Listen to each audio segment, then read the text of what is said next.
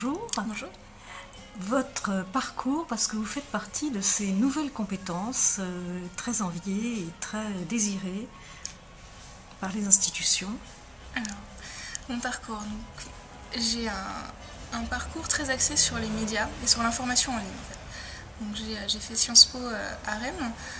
J'ai terminé Sciences Po par un master de management des médias. Tout au long de mon parcours à Sciences Po, je me suis vraiment intéressée aux transformations des industries culturelles liées au développement des technologies numériques, avec tout ce qui est lié aux nouveaux modèles d'affaires, aux nouveaux modèles éditoriaux et également aux nouveaux modèles de management et d'organisation d'une rédaction ou d'une équipe destinée à produire du contenu. Et j'ai ensuite terminé mes études avec un master spécialisé en management et nouvelles technologies à HEC et Télécom Paris.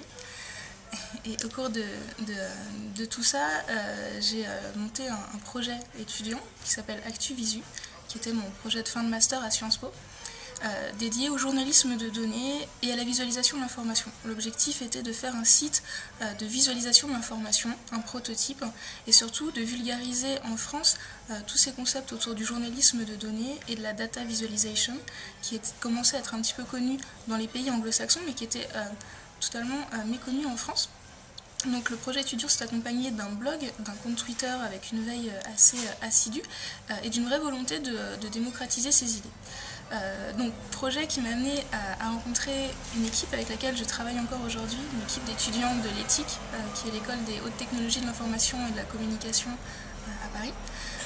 Donc on a travaillé à une dizaine d'étudiants sur le projet ActuVisu. Et une dizaine d'étudiants mélangeant des compétences très diverses qui vont du code, au design, en passant par l'architecture de l'information, les statistiques, le journalisme, le storytelling, le marketing web. Et alors, c'est à vous que je vais demander la définition du journalisme de données dont on parle énormément actuellement sans vraiment avoir une définition claire. Alors, le journalisme de données, je n'irai pas jusqu'à dire qu'il y a une définition et une seule. On va dire que le journalisme de données, pour moi, c'est l'idée que la base de données doit être la brique première de l'information qu'on veut transmettre.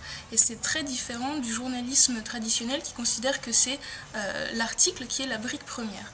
Donc le journalisme de données, c'est aller chercher de l'information là où on ne va pas la chercher d'habitude, c'est-à-dire dans les bases de données volumineuses, celles qu'on n'arrive pas à traiter avec juste un petit tableur Excel, et transmettre cette information au public. Donc concrètement, c'est collecter de l'information ou extraire de l'information à partir des bases de données, c'est traiter ces données, les nettoyer, faire des opérations statistiques pour en extraire de l'information intéressante, mais c'est également scénariser et visualiser l'information qu'on a extraite de ces données pour pouvoir la transmettre de façon claire et compréhensible au public. Quelle est la spécificité, en 3 ou 4 phrases, quelle est la spécificité, quelle est la valeur ajoutée du journalisme de données?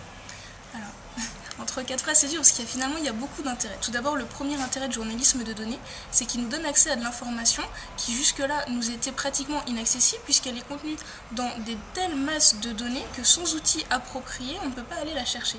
Et c'est justement pour faire face aux nouveaux enjeux de notre paysage informationnel. On a un paysage informationnel qui se transforme et dans lequel les données prennent de plus en plus d'importance.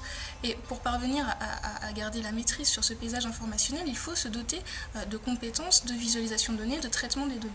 Donc le premier avantage du journalisme de données, c'est d'aller chercher l'information là où on n'allait pas la chercher avant. Et alors, il y a plein d'autres avantages au journalisme de données, qui va être de s'adapter, on va dire, mieux que certaines autres formes de journalisme aux nouvelles pratiques de consommation d'information. C'est-à-dire que désormais, la consommation d'information en ligne, elle est délinéarisée, elle doit être interactive, elle est personnalisée. Et tout ça, ce sont des formes auxquelles le journalisme de données peut donner accès, puisqu'il permet, grâce à des outils interactifs, de donner à chaque internaute réponse à la question qu'il se pose en particulier. Il autorise plusieurs niveaux de granularité de l'information qui est mise à disposition des internautes. Il autorise une mise à jour très simple, parfois en temps réel, parfois tous les ans, en fonction de la mise à jour des données. Donc il permet d'avoir des contenus qui se renouvellent très régulièrement. Donc c'est également intéressant en termes de production de contenu. Et puis finalement, il place l'internaute dans une position active face à une application. C'est-à-dire qu'on lui donne la possibilité, lorsqu'on a des applications très interactives, de jouer avec les données, de les manipuler pour mieux se les approprier, parce qu'on sait que c'est par l'action qu'on favorise la compréhension et la mémorisation. Et puis une dernière chose, c'est que le journalisme de données, il donne accès à la source de l'information, il donne accès quelque part aux données, même s'il permet de les comprendre. Et ça c'est très intéressant pour les journalistes actuellement parce que ça recrée une forme de confiance entre les journalistes et leur public en mettant à disposition la source et le matériau premier.